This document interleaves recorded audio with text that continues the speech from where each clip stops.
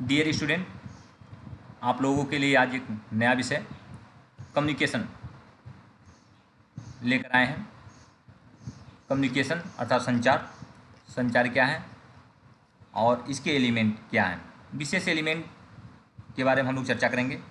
उससे पहले हम लोग जो है मीनिंग ऑफ कम्युनिकेशन जानेंगे, संचार क्या होता है, संचार का क्या अर्थ होता है।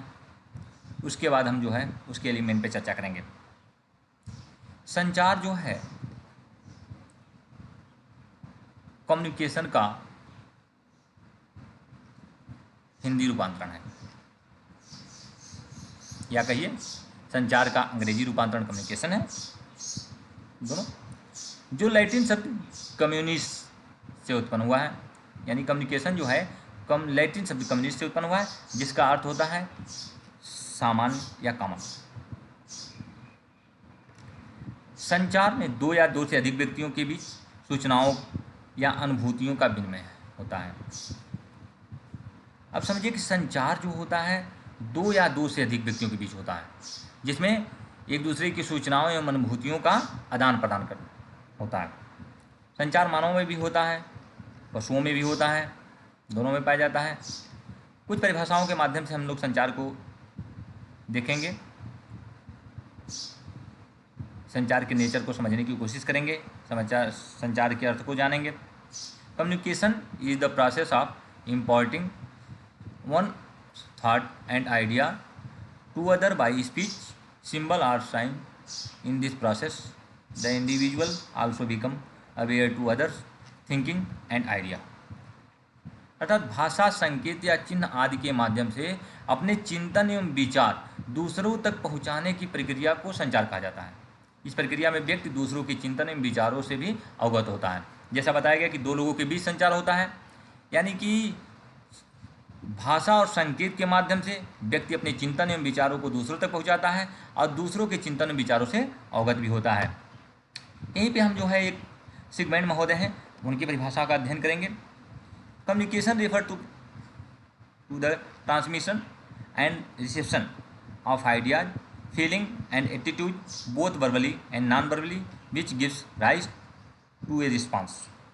संचार का तात्पर्य विचारों, भावों तथा मनोवृत्तियों के शाब्दिक तथा अशाब्दिक संचारण तथा ग्रहण से है, जिससे कोई प्रतिक्रिया उत्पन्न होती है। यानी कि संचार में जो है भाव एवं मनोवृत्तियाँ तो शामिल होती हैं, क्योंकि व्यक्ति उसको अपने भाव एवं को, अपने विचारों को, अपने मनोवृत्तियों को, जिसको वर्बली या नॉन वर्बली जो है भेजता है, यानी संचारण करता है। किसको? रिसीवर को, सेंडर भेजता है। संचार जो है पर्सनल भी हो सकता है, व्यक्तिगत हो सकता है, सामूहिक भी हो सकता है, ग्रुप्ड हो सकता है, औपचारिक भी हो सकता है, फॉर्मल हो सकता है, अनौपचारिक इनफॉर्मल भी हो सकता है, डायरेक्ट भी हो सकता है, इनडायरेक्ट भी हो सकता है। अब हम जो है देखेंगे नेचर ऑफ कम्युनिकेशन, संचार की प्रकृति क्या है। जो परिभाषा आपने देखा है उन परिभाषाओं के आधार पर इसकी विश्लेषण करेंगे। संचार एक जटिल प्रक्रिया है जिसमें सेंडर तथा रिसीवर, यानी कि प्रेषक और प्रापक, हिंदी शब्द थोड़ा कठिन है, प्रेषक और प्रापक, सेंडर, दोनों में से कोई भी याद कर लिए, सेंडर और रिसीवर के बीच घटित होता है। जैसे कोई अधिकारी अपने अधीनस्थ कर्मचारी को सूचना भेजता है, यहाँ अधिकारी प्रेषक है, अधीनस्थ कर्मचारी प्रापक है। एक अन्य उदाहरण के द्वारा समझ लीजिए। इस समय वर्तमान में कोरोना महामारी आई है। जब यह घटना घटित हो रही थी पूरे विश्व में, तो अपने प्रधानमंत्री जी टीवी चैनल पे आए और उन्होंने कहा कि अब हम जो है लॉकडाउन में रहेंगे सभी लोग। तो प्रधानमंत्री जी यहाँ क्या हो गए, उन्होंने सूचना एक दिया, संचार किया सूचना का। प्रधानमंत्री जी क्या हो गए, सेंडर हो गए, और आम जनता जिन्होंने रिसीव किया, लॉकडाउन में रह रही है, वो क्या है, रिसीवर है, प्रापक है। अब तो प्रेषक यानी सेंडर और रिसीवर समझ लिया आपने। दूसरे शब्दों में वही बात जो मैंने आपको बताया, अधिकारी द्वारा जिस साधन या प्रक्रिया के माध्यम से अपने अधीनस्थ कर्मचारी को संदेश भेजा गया वही संचार है। संचार जो हमेशा उद्देश्यपूर्ण होता है, लक्ष्य निर्देशित होता है, जिसमें प्रेषक संचार के माध्यम से अपने लक्ष्य को हासिल करने का प्रयास करता है। जैसे कि प्रधानमंत्री जी का उद्देश्य क्या है? आम जनता को जो है कोरोना महामारी से बचाना, ये उनका जो है उद्देश्य है। लक्ष्य भी है उनका कोरोना को हराना, ये उनका जो है लक्ष्य है। हमेशा जो है संचार उद्देश्यपूर्ण होता है और लक्ष्य निर्देशित होता है। संचार के माध्यम से व्यक्ति के मनोवृत्तियों में परिवर्तन लाकर उसके व्यवहारों में परिमार्जन लाने का प्रयास किया जाता है। देख लीजिए यहीं पे, जब प्रधानमंत्री जी ने कहा कि कोरोना से बचने के लिए आपको घरों में रहना होगा, कोई व्यक्ति वैसे तो नहीं रहता, लेकिन जब संचार उन्होंने किया आम जनता से, एक दिन कहा कि 24 घंटे आप जो है स्वयं जो है लॉकडाउन का पालन करें, तब भी लोगों ने किया। उनके मनोवृत्तियों में परिवर्तन किया, उनके व्यवहारों में परिमार्जन की लाने का प्रयास किया। ये संचार होता है। अब हम जो है एलिमेंट्स ऑफ कम्युनिकेशन के तत्वों को जानेंगे। संचार प्रक्रिया में 8 तत्व शामिल होते हैं। उनमें से पहला जो है सोर्स और सेंडर। स्रोत या प्रेषक। प्रेषक संचार का सबसे महत्वपूर्ण तत्व है। प्रेषक को संचार का स्रोत कहा जाता है, क्योंकि यहीं से किसी भी संचार का आरंभ होता है। जैसे मान लीजिए किसी संगठन का अधिकारी प्रेषक हो सकता है, कोई कर्मचारी भी हो सकता है। अपने प्रधानमंत्री जी ने सूचना दिया, यानी कि वह जो प्रेषक है। तो समझ में आ गया प्रेषक कौन है। अधिकारी जब कोई सूचना अपने अधीनस्थ कर्मचारी को भेजता है, वह अधिकारी प्रेषक कहलाता है और अधीनस्थ कर्मचारी रिसीवर कहलाता है। अपने प्रधानमंत्री जी ने सूचना दिया तो प्रेषक हो गए। आम जनता, हम लोगों ने सूचना को लिया तो हम लोग क्या हो गए? रिसीवर हो गए या प्रापक हो गए। अब हम लोग देखेंगे मैसेज, सूचना। संचार प्रक्रिया का दूसरा सबसे महत्वपूर्ण तत्व है सूचना। सूचना के बारे में जाने कि सूचना क्या होता है। सूचना से तात्पर्य उस उद्दीपक से है जिसे प्रेषक दूसरे व्यक्ति अर्थात प्रापक को देता है, यानी कि जो सेंडर होता है वह दूसरे को जो है भेजता है। यह एक प्रकार का स्टिमुलस। आप स्टिमुलस से परिचित हैं, क्योंकि जब मनोविज्ञान के बच्चे जब BA फर्स्ट ईयर में ही आते हैं, तभी जो है उनको SOR स्टिमुलस ऑर्गेनिज्म रिस्पांस पढ़ा दिया जाता है। उद्दीपक क्या है, ऑर्गेनिज्म क्या है, प्राणी क्या है, अनुक्रिया क्या है। तो यह एक प्रकार का ऐसा उद्दीपक है जो प्रेषक सेंडर जो है दूसरे व्यक्ति अर्थात रिसीवर को देता है। जैसे प्रधानमंत्री जी ने जो है हम लोगों को जो है अपनी बातों के द्वारा, अपने शब्दों के द्वारा एक उद्दीप्त किया कि हम लोग लॉकडाउन में रहें। या कोई विचार भी हो सकता है, आइडिया हो सकता है, आइडिया उन्हीं का था। एक सिंबल भी हो सकता है, कोई प्रतीक भी हो सकता है, कोई प्रस्ताव भी हो, प्रपोजल भी शुरू में एक प्रस्ताव ही था। निर्णय, डिसीजन, एक निर्णय आया, बाद में उन्होंने एक निर्णय लिया कि हाँ जो है आपको लॉकडाउन में रहना ही होगा क्योंकि कोरोना का हराना है। सलाह, सजेशन, एक सजेशन भी हो सकता है, सलाह भी होता है कि भाई आपको घर में कैसे रहना है, आप आते हैं तो कम से कम 30 सेकंड हाथ जरूर धुलिए। ये क्या है? सजेशन है, सेंडर के द्वारा भेजा गया सजेशन है। सूचना चाहे जो भी हो, प्रेषक उसके उद्देश्य से अवगत होता है। हमेशा जो है जो सेंडर होता है, हर जो सूचना होती है उस सूचना के जो पर्पज होता है यानी उद्देश्य होता है उससे अवगत होता है, जानता है कि सूचना वो क्यों संचारित करने जा रहा है। क्योंकि प्रधानमंत्री जी ने जो सूचना भेजी कि आपको लॉकडाउन में रहना है, तो उसका उद्देश्य क्या था? उनका कोरोना का हराना उद्देश्य है और आपको स्वस्थ रखना उनका मूल उद्देश्य है। तो इस नाते जो है उसके उद्देश्य से अवगत हैं। सेंडर जो है हमेशा सूचना उसके उद्देश्य से अवगत होता है। अब हम लोग देखेंगे तीसरा एलिमेंट, इनकोडिंग। इनकोडिंग यानी कूट संकेतन। प्रेषक किसी सूचना को जिस रूप में संचारित करता है उसे हम कूट संकेतन कहते हैं, यानी जिस रूप में भी वो भेजता है उसे हम कूट संकेतन कहते हैं। यह जैसे किसी सूचना को बोल करके या पढ़ करके संचारित किया जा सकता है, जैसे प्रधानमंत्री जी बोल करके सूचना को दिया। जब दूसरी बार वह आए तो लॉकडाउन के लिए, तो उन्होंने कहा कि अपने मुख पे जो है गमछे के द्वारा ढक करके कि मास्क को लगाइए, कोरोना से बचना है। तो एक तरह से जो है नॉन वर्बल था। तो ये सब जो है इनकोडिंग होती है, कुट संकेतन होता है।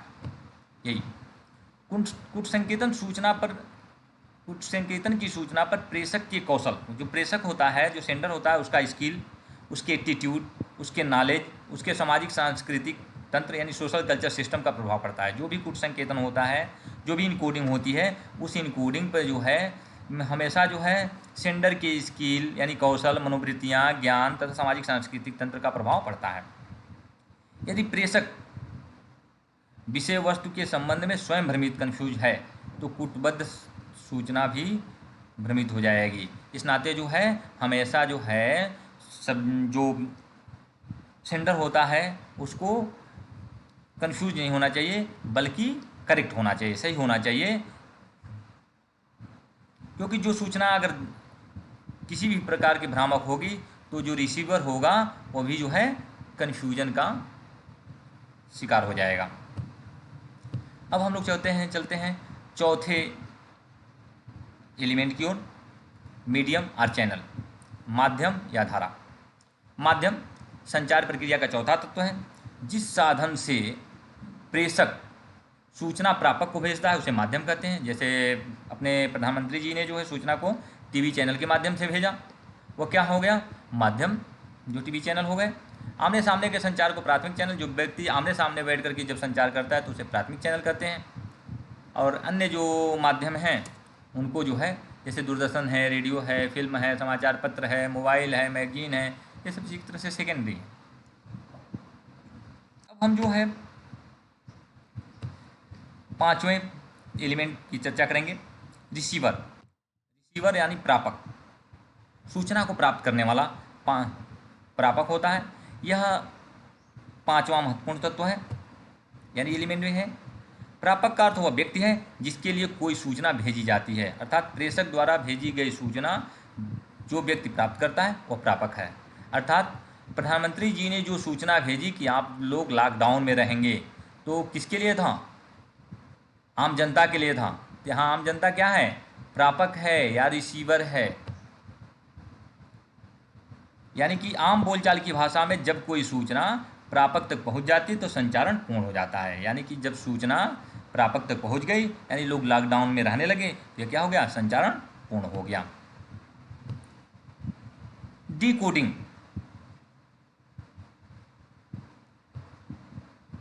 मतलब कूट खोलना, अर्थ को जानना। कूट को खोलना यानी अर्थ को जानना। प्रापक जो है जब अर्थ को समझ जाता है या समझने का प्रयास करता है, उसे ही जो क्या है कहते हैं? डिकोडिंग कहते हैं। अर्थ को समझना अर्थात सूचना का मतलब क्या है और उसे अब क्या करना चाहिए, वही क्या है? डिकोडिंग है।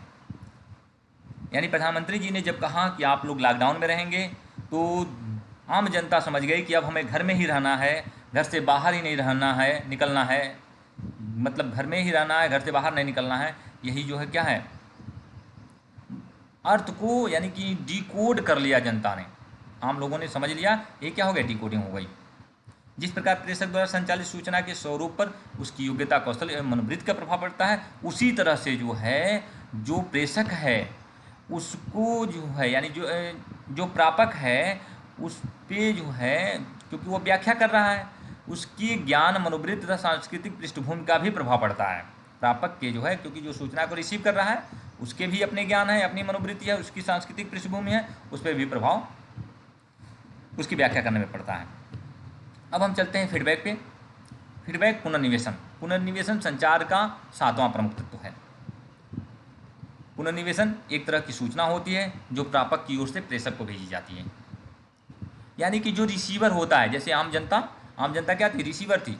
रिसीवर यानी जो सूचना जो है बहुत सारे माध्यम से, चैनलों के माध्यम से, चाहे ट्विटर के माध्यम से, बहुत सारी सूचनाएं जो है प्रधानमंत्री जी को मिल भी रही है। एक तरह से फीडबैक उनको मिल रहा है कि जो लॉकडाउन है वो अच्छा है, जिससे कि जो है लोग, बहुत सारे लोगों की जान बच रही है। तो ये क्या है, एक तरह का फीडबैक है, यानी कि प्रेषक द्वारा प्रापक द्वारा प्रेषक को भेजी गई सूचना पुनर्निवेशन होती है, फीडबैक होती है। रिसीवर जो है जब रिस्पांस करता है किसको, प्रेषक को, सेंडर को, तो वही क्या है, पुनर्निवेशन है, फीडबैक है। पुनर्निवेशन या परिणाम का ज्ञान प्राप्त होता है किसको, प्रेषक को, वह भी प्रापक से। तो अपने द्वारा संचालित सूचना के महत्व और प्रभावशीलता को समझ पाता है। प्रेषक हमेशा सेंडर जो है तब उसकी प्रभावशीलता को समझता है जब उसको फीडबैक मिलता है, यानी प्रधानमंत्री जी को जब अच्छा फीडबैक मिला तब उनको अपनी इस लॉकडाउन के बारे में, उसकी प्रभावशीलता के बारे में पता चला कि हाँ कितना अच्छा रहा इस देश के लिए। फीडबैक के आधार पर, यानी पुनर्निवेशन के ही आधार पर प्रेषक निर्णय कर पाता है कि उसके द्वारा सूचना, जो दी गई सूचना है में किसी प्रकार का मॉडिफिकेशन की ज़रूरत है या नहीं है, परिमार्जन की ज़रूरत है या नहीं है। यानी कि जो फीडबैक है उसी के आधार पर जो है प्रेषक यानी कि सेंडर जो है वह निर्णय करता है कि जो मेरी सूचना दी गई थी उसमें जो है किसी प्रकार की परिमार्जन करना है या नहीं है। पुनर्निवेशन का तत्व केवल दो तरफा संचार, टू वे कम्युनिकेशन में पाया जाता है। यानी फीडबैक जो है अगर टू वे, यानी प्रधानमंत्री जी आपकी बातों को या आम जनता की बातों को ट्विटर और अन्य माध्यमों से रिसीव कर रहे हैं, तो यहाँ टू वे कम्युनिकेशन है। बहुत सारे लोग जो है उनको ट्वीट करते हैं, प्रधानमंत्री जी ने कोई सूचना भेजी, उस पर जो है अन्य लोगों ने जो उसका जवाब दिया, फीडबैक दिया। यहाँ क्या है, टू वे कम्युनिकेशन है, उनकी बातों को भी वो जानने की कोशिश करते हैं, जानते हैं। और जब केवल आदेश अगर जारी हो जाता, वो अगर किसी की बात को नहीं सुनते या लेने की कोशिश नहीं करते, तो वहाँ वन वे कम्युनिकेशन होता, और वन वे कम्युनिकेशन में कभी भी जो पुनर्निवेशन या फीडबैक नहीं होता है। अब आठवां जो तत्व है वह है नॉइज। नॉइज अर्थात शोरगुल, शोर संचार प्रक्रिया का आठवां तत्व है। शोर से तात्पर्य उन बाधाओं से जिसके कारण प्रेषक द्वारा दी गई सूचना को प्रापक ठीक ढंग से ग्रहण नहीं कर पाता है। बहुत सारे जो है शोरगुल होते हैं जिसके कारण जो है हो सकता है जो प्रापक है वह प्रेषक की सूचना को सही ढंग से नहीं सुन पाए, नहीं ग्रहण करेगा, तो बाधा उत्पन्न होगी, वह कुछ और समझ जाएगा। जो सूचना जाना कहीं और, समझना कुछ और, समझ कुछ और जाएगा। यहाँ प्रापक द्वारा पुनर्निवेशित सूचना को प्रेषक ठीक ढंग से ग्रहण नहीं कर पाता है। उल्टा दूसरी ओर भी हो सकता है, जब फीडबैक, जब नॉइज होता है और फीडबैक सेंडर देता है किसको, प्रेषक को, यानी कि सेंडर को। रिसीवर जो है, प्रापक जो है जिसे रिसीवर कहते हैं, रिसीवर जो है फीडबैक देता है सेंडर को, तो कभी कभी नॉइज के कारण जो है सेंडर भी ग्रहण नहीं कर पाता है, तो इसके कारण संचार का मूल उद्देश्य प्रभावित हो जाता है। अब हम लोगों ने देखा कि 8 मूल तत्व थे, उनका गहराई से विस्तारपूर्वक हम लोगों ने अध्ययन किया। इस वीडियो में इतना ही।